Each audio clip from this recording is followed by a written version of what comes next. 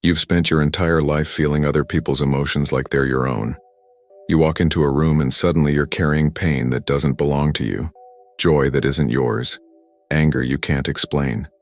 You've learned to be the emotional translator, the one who understands what people can't say, who sees what they're hiding, who feels what they're denying.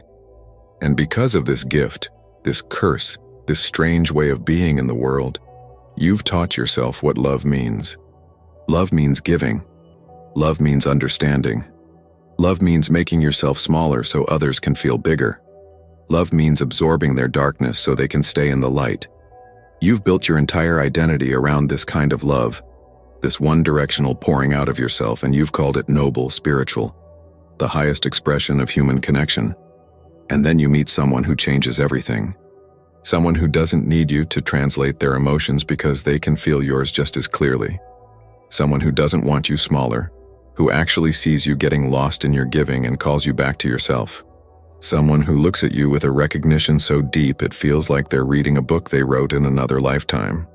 This isn't like the other relationships, the ones where you did all the emotional labor, where you held space for their healing while your own wounds went unattended.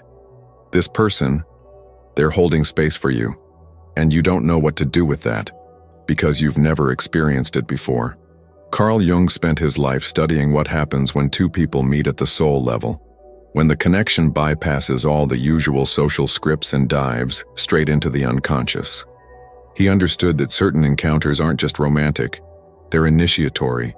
They crack open everything you thought you knew about yourself, about love, about what's possible between two human beings.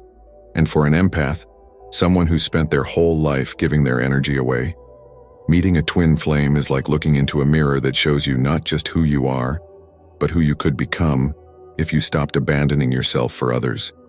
Maybe you're watching this because you're in the middle of this experience right now, feeling completely disoriented because everything you've known about love is being dismantled.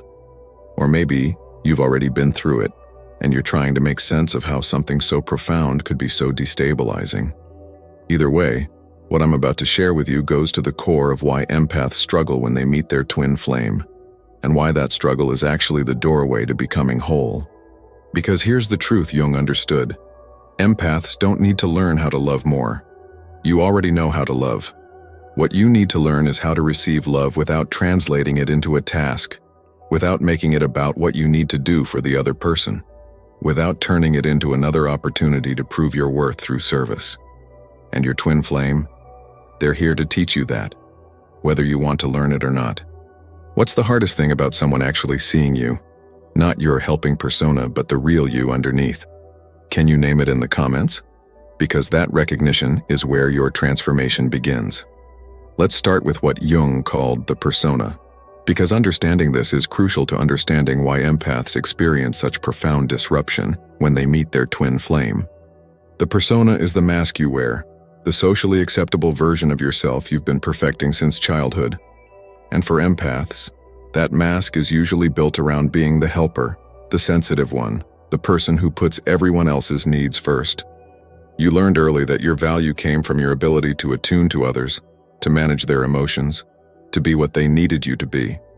Maybe you grew up in a home where emotional chaos was the norm, and you became the stabilizer, the one who could sense when things were about to explode and would preemptively soothe, distract, manage. Maybe you had a parent who was emotionally fragile, and you learned to regulate their feelings before you even understood your own.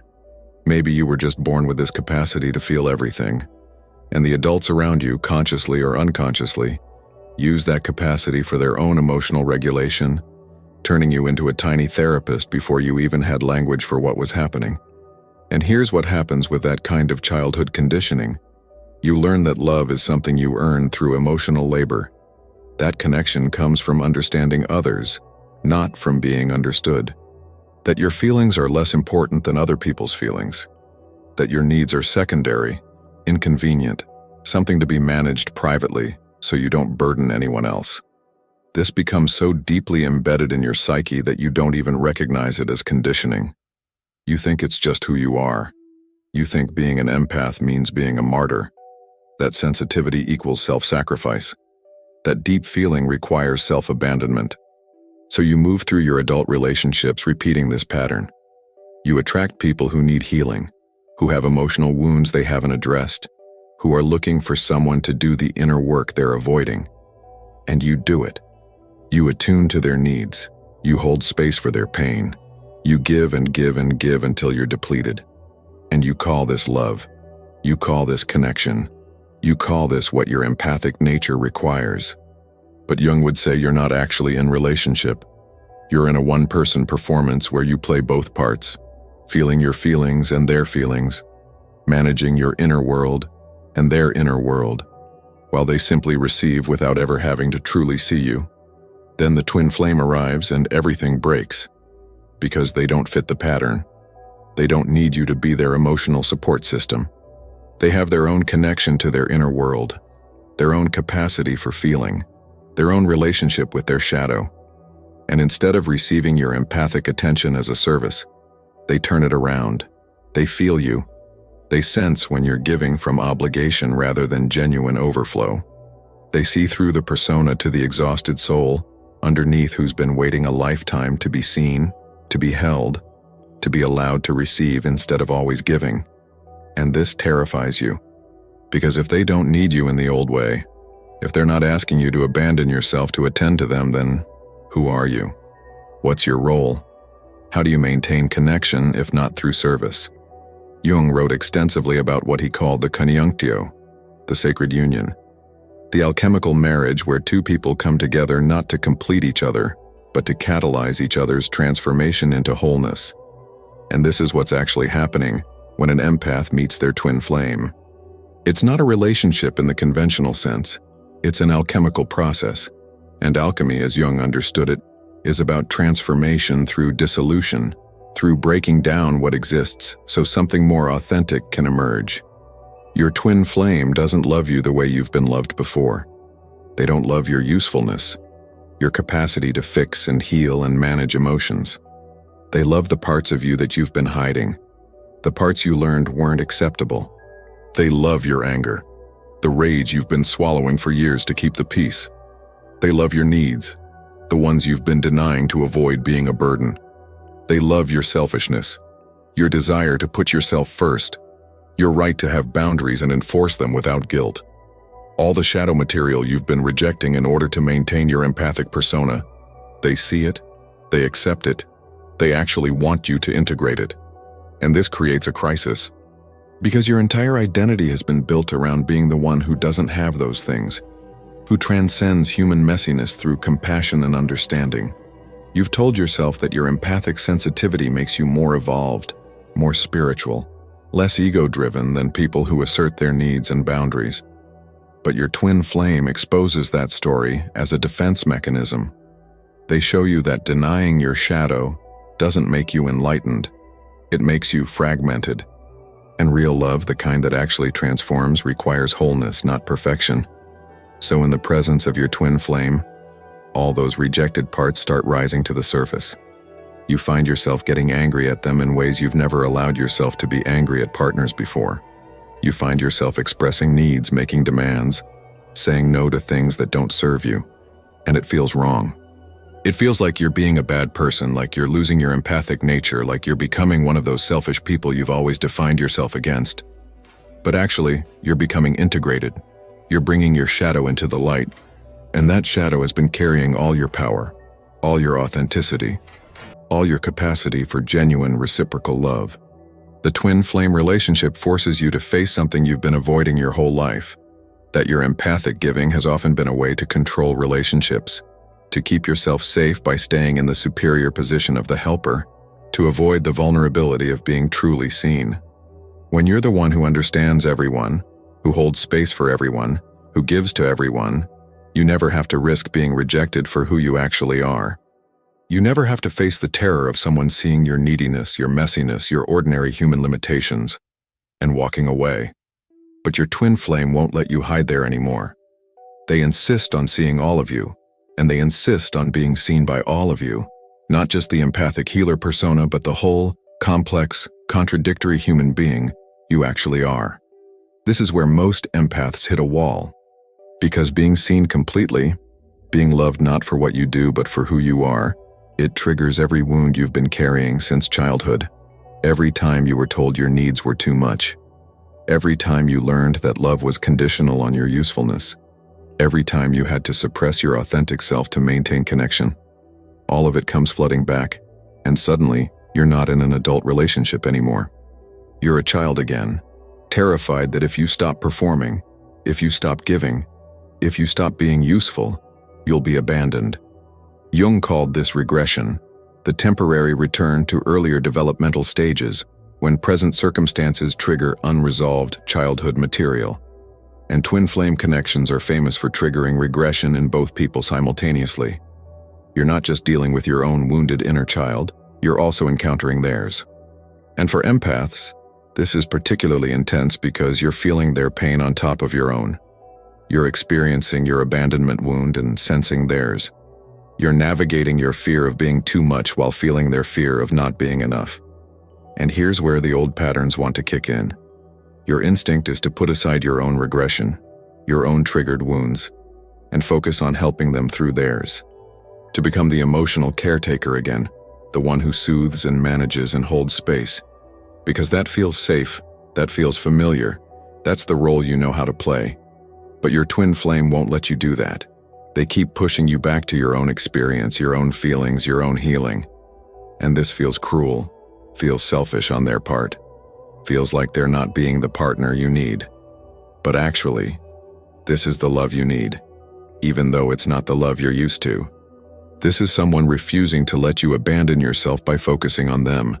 This is someone saying, I will not participate in the pattern where you give yourself away and I take without reciprocity. This is someone loving you enough to hold you accountable to your own wholeness, even when that feels uncomfortable, even when you're begging to slip back into the helper role because it's less vulnerable than being truly seen. The twin flame is teaching you that real love isn't about emotional fusion, where you lose yourself in the other person's feelings. Real love is about differentiation, where you can feel deeply, can hold space, can be present, but without abandoning yourself in the process, where you can say, I feel your pain and I'm here with you. And I'm also staying connected to my own experience, my own needs, my own boundaries.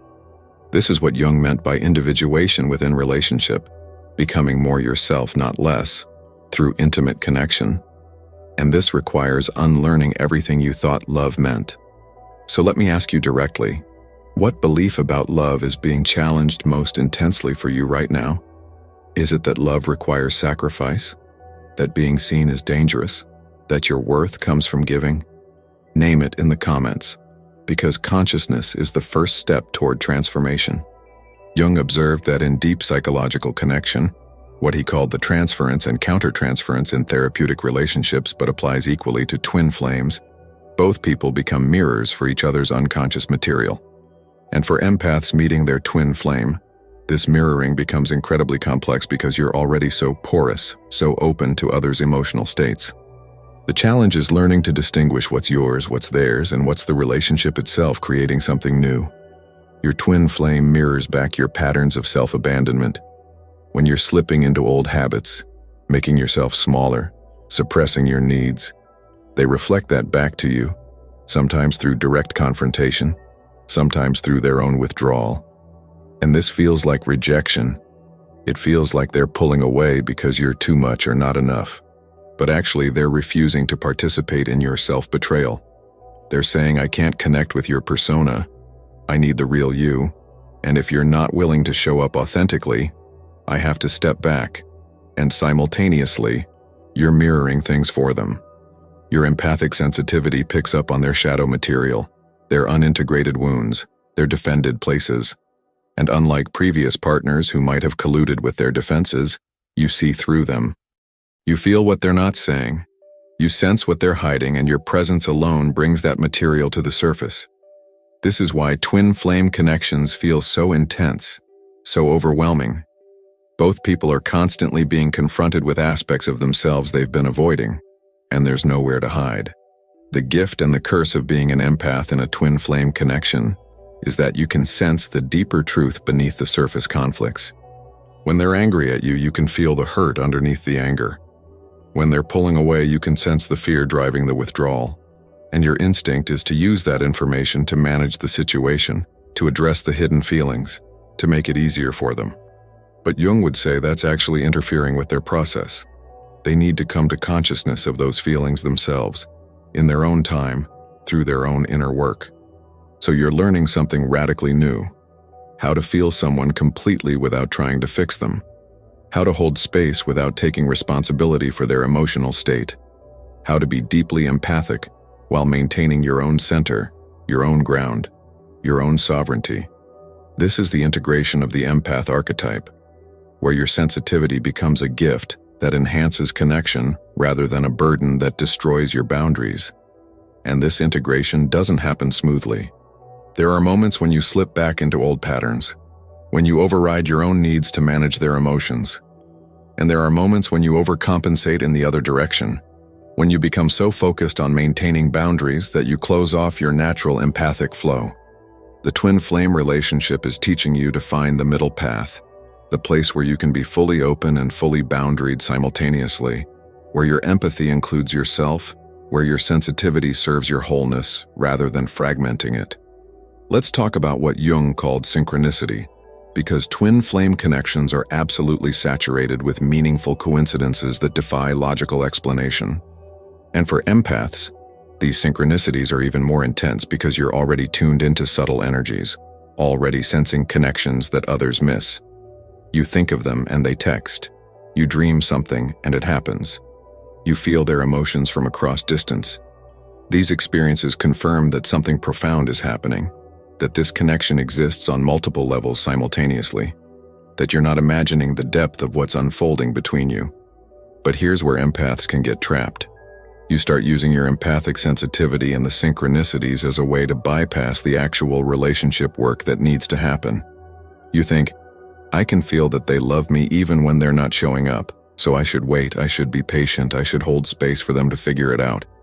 You sense their potential, their wounded inner child, their deep capacity for love underneath all their defenses, and you focus on that potential rather than the reality of how they're actually behaving in the present moment. Jung would say this is a form of inflation, where you're identifying with archetypal energies rather than staying grounded in your human experience. Yes, the synchronicities are real. Yes, your empathic perceptions are often accurate. But using those gifts to excuse someone's lack of presence, their inability to meet you fully, their unwillingness to do their own inner work, that's not spiritual wisdom. That's enabling dressed up in empathic sensitivity. That's abandoning yourself again, just in a more sophisticated way. Your twin flame is asking you to trust your empathic knowing and your boundaries simultaneously, to honor the soul-level connection and the human-level requirements for healthy relationship, to believe in their potential while holding them accountable to their actual behavior. This both in thinking, this capacity to hold paradox, this is what Jung meant by the transcendent function. It's the ability to hold tension between opposites without collapsing into one side or the other, without making someone all good or all bad, without making the relationship all spiritual destiny or all human dysfunction. And this is exhausting for empaths because you're used to resolving tension by accommodating, by understanding, by giving the other person the benefit of the doubt. But twin flame love requires something different. It requires you to stay in the tension, to not resolve it prematurely, to trust that the relationship itself is strong enough to hold the contradictions, to say, I feel our soul connection, and I also need you to show up consistently. I honor your wounds, and I also need you to take responsibility for your healing. I believe in what we're creating, and I also need evidence in reality that you're equally committed. This both in consciousness. This is what changes everything you believe about love. Because you realize love isn't about choosing between your empathic sensitivity and your boundaries, between your spiritual knowing and your human needs, between your capacity to hold space and your right to be held. Real love integrates all of it. What paradox are you struggling to hold right now in your connection? Share it below, because naming the tension is how we learn to live in it without collapsing. Jung understood that the ultimate purpose of deep connection, whether he called it transference in analysis or recognized it in intimate relationships, is individuation. Becoming more fully yourself, Not through isolation, but through relationship that challenges you to integrate your shadow, embody your wholeness, step into your authentic power. And for empaths, the twin flame connection is particularly powerful as an individuating force because it dismantles the false equation you've been living by, that your worth equals your usefulness, that love requires self-sacrifice, that being empathic means being selfless. Your twin flame loves you into your selfishness, your healthy self-interest, your capacity to put yourself first without guilt. And this feels wrong. It triggers every message you've internalized about what makes you good, lovable, spiritual. You've built an entire identity around transcending ego needs, around being the person who understands rather than needs to be understood, who gives rather than receives, who holds space rather than takes up space. And suddenly you're with someone who's saying, "No, I need you to be selfish, I need you to be demanding, I need you to take up space, because that's the real you, and that's who I'm actually in relationship with." This is terrifying because it means letting go of the persona that's kept you safe, that's earned you love, that's made you special.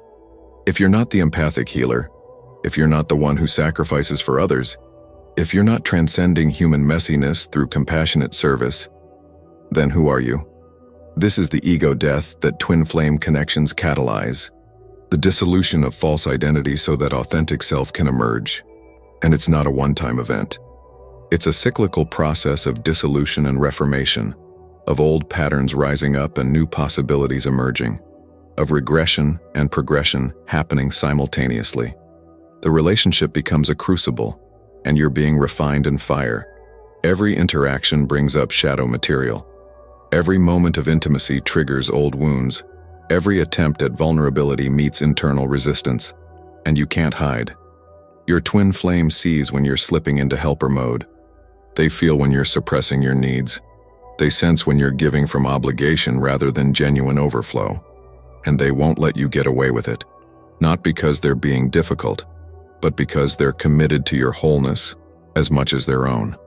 This is what Jung meant by the alchemical marriage, the psychological and spiritual transformation that happens when two people commit not just to relationship, but to mutual individuation.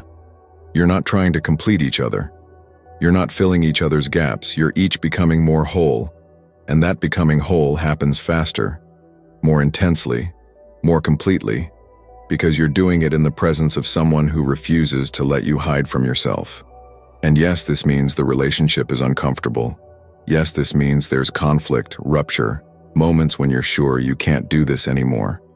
But that discomfort is the growing pain of becoming real, of shedding the false self, of stepping into the fullness of who you actually are beneath all the conditioning, all the performance, all the strategies you've used to earn love. So when an empath meets their twin flame, everything changes. Not just beliefs about love, though that's part of it, but beliefs about yourself, about what it means to be empathic, about how to be in relationship without abandoning yourself. You learn that sensitivity doesn't require self-sacrifice. That feeling deeply doesn't mean taking responsibility for others' emotions. That holding space can include holding space for yourself. That love, real love, the kind that actually transforms rather than just feels good, requires you to be as committed to your own wholeness as you are to the other person's growth. This is not the love story you imagined. It's not the fantasy where someone finally sees your empathic gifts and receives them with endless gratitude. It's not the dynamic where you heal someone through the power of your understanding and they live happily ever after. It's messier than that, more challenging, more confronting. It's two people standing in front of mirrors showing them everything they've been avoiding and choosing again and again to look rather than run. It's both people doing their own inner work, facing their own shadows, integrating their own wounds, and then coming together from that place of increasing wholeness to create something that couldn't exist if either person stayed fragmented. And sometimes, the twin flame connection doesn't last in form. Sometimes the intensity is too much, the mirror's too accurate, the individuation work it demands more than one or both people are ready for. And if that happens, if the relationship ends, it doesn't mean it failed. It means it accomplished what it was meant to accomplish, which was never about creating a permanent partnership. It was about cracking you open so completely that you could no longer live the old way, could no longer abandon yourself for others, could no longer mistake empathic fusion for love. Whether your twin flame stays or goes, you are forever changed. You've felt what it's like to be truly seen.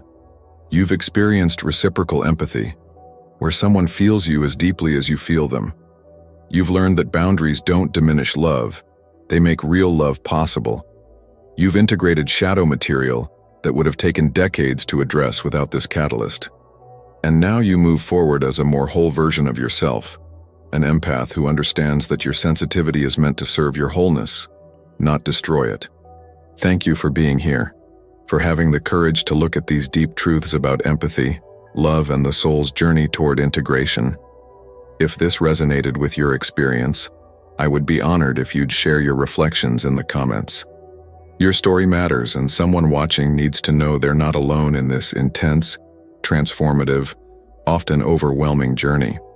And if you're ready to continue exploring Jung's wisdom on relationship, shadow work, and becoming whole, please subscribe to this channel and share this with someone navigating their own twin flame experience. I'm deeply grateful you're here, doing this sacred work of learning to love without losing yourself. Until next time, remember, your empathy is a gift, but your wholeness is your birthright. Honor both.